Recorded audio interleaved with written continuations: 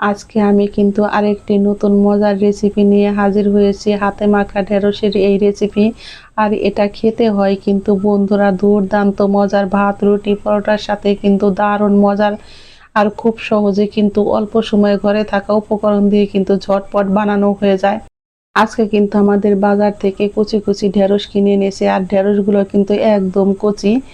দেখতেই পাচ্ছেন হাত দিয়ে চাপ দেওয়াতে কিন্তু ভেঙে যায়, তাহলেই বুঝতে পারবেন এগুলো একদম কচি ঢেঁড়স।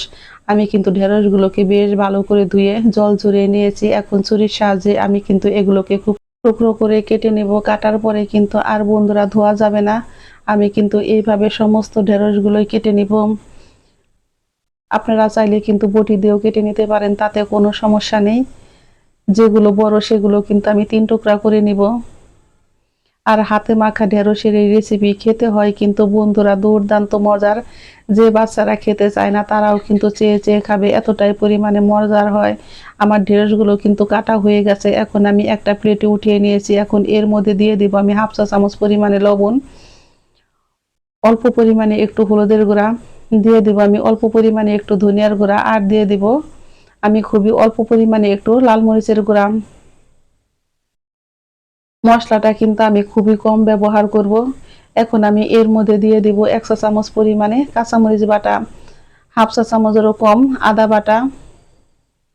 আমি দিয়ে দিব 1 চা চামচ পরিমাণে পেঁয়াজ থেতো, আর দিয়ে দিব আমি হাফ চা চামচেরও কম রসুন বাটা। এখন আমি দিয়ে দিব মিডিয়াম সাইজের একটা পেঁয়াজ কুচি, 2 চা চামচ পরিমাণে তেল দিয়ে দিব। এগুলো দিয়ে কিন্তু এখন আমি বেশ ভালো করে মেখে নিব। আমার রান্নার কাজ কিন্তু 80% শেষ বন্ধুরা, দেখতেই পারছেন। এইভাবে রান্না করলে খেতে হয় কিন্তু বন্ধুরা দুর্দান্ত মজার। চলে যাব চুলায়, কড়াইতে আমি এখন দিয়ে দিব পরিমাণ মতো সরিষার তেল। তেলটা আমার গরম হয়ে গেছে। এখন আমি দিয়ে দিব 5 ফোড়ন আর 2টা শুকনা মরিচ। ফোড়নটাকে কিন্তু আমি খুব সুন্দর করে রেডি করে নেব। আর ফোড়ন থেকে দেখতেই পারবেন বন্ধুরা খুব সুন্দর কিন্তু একটা মিষ্টি সেন্ট বের হয়, তাহলে বুঝতে পারবেন ফোড়নটা আপনার রেডি হয়ে গেছে। আমার ফোড়নটা কিন্তু রেডি হয়ে গেছে। এখন আমি দিয়ে দিব মেখে রাখা এই ঢেঁড়সগুলো, বাকি ভেন্ডিগুলো। যারা নতুন রান্না করেন তারাও কিন্তু চোখ বন্ধ করে অনেক মজা করে রান্না করতে পারবেন, এতটাই পরিমাণে মজার হয়। আর ঢেঁড়সের রঙও কিন্তু থাকবে এইরকম সবুজ। আমি চুলার আঁচটাকে কমিয়ে এইভাবে 2 থেকে 3 মিনিট কিন্তু একটু ভেজে নিয়েছি। এখন দিয়ে দিব খুবই অল্প পরিমাণে জল, যাতে ঢেঁড়সগুলো একটু সিদ্ধ হয়। আমি জলটা দিয়ে কিন্তু চুলার আঁচটাকে আবারও একটু মিডিয়াম করে দিয়েছি। এইভাবে রান্না করলে কিন্তু ঢেঁড়স থেকে আর কিন্তু বিজল বিজল ভাব বের হবে না। এখন আমি এর মধ্যে দিয়ে দেব হাফ চা চামচ পরিমাণে চিনি। নিরামিষ রান্নাতে একটু কিন্তু চিনি হলে খেতে বেশ মজার হয়। আপনারা যদি না চান তাহলে স্কিপ করতে পারেন, তাতে কোনো সমস্যা নেই। আমি চিনিটা দিয়ে আবারও কিন্তু এইভাবে নেড়ে দিয়েছি। এই রান্নাটা কিন্তু একদম সহজ, বেশি নাড়াচাড়া করতে হয় না, মাঝে মাঝে এইভাবে একটু নেড়ে দিলেই হয়ে যায়।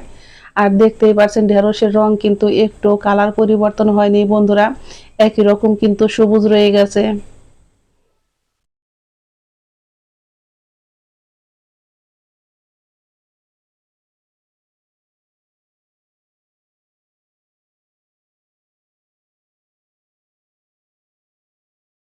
আমি এখন ঢাকনা দিয়ে ঢেকে রেখে দিব 3 থেকে 4 মিনিট। ফিরছি বন্ধুরা আমি 4 মিনিট পর।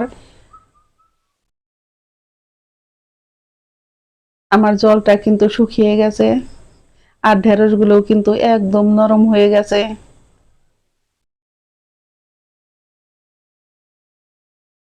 যারা ঢেঁড়সের পিচ্ছিল ভাব দেখে খেতে পছন্দ করেন না বন্ধুরা, তারা একবার হলো এইভাবে রান্না করে খেয়ে দেখবেন বন্ধুরা, খেতে হয় কিন্তু দুর্দান্ত মজার।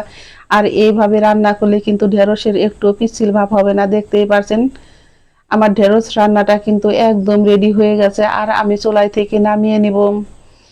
এই পর্যায়ে আমার রান্নার রেসিপি একটু যদি ভালো লেগে থাকে অবশ্যই একটা লাইক করবেন, কমেন্ট করবেন। এবং যারা আমার নতুন বন্ধু আছেন তারা আমাকে একটা সাবস্ক্রাইব করতে ভুলবেন না। আমার নতুন এবং পুরাতন সকল বন্ধুদের জানাই আমি অসংখ্য ধন্যবাদ।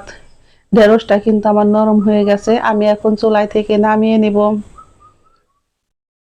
এইভাবে রান্না করলে ছোট বড় সকলেই কিন্তু অনেক মজা করে খাবে। যে বাচ্চারা ঢেঁড়স পছন্দ করে না তারাও কিন্তু চেয়ে চেয়ে খাবে। বন্ধুরা, ঝটপট তৈরি হয়ে গেল আমার হাতে মাখা ঢেঁড়সের এই মজাদার রেসিপি। সকলেই ভালো থাকবেন, সুস্থ থাকবেন। আমি আবারও ফিরবো নতুন নতুন কোনো রান্নার রেসিপি নিয়ে। আমার সকল বন্ধুদের জানাই আমি অসংখ্য ধন্যবাদ। আমি এখন চুলায় থেকে নামিয়ে নিব। ঝটপট তৈরি হয়ে গেল আমার হাতে মাখা ঢেঁড়স রান্না।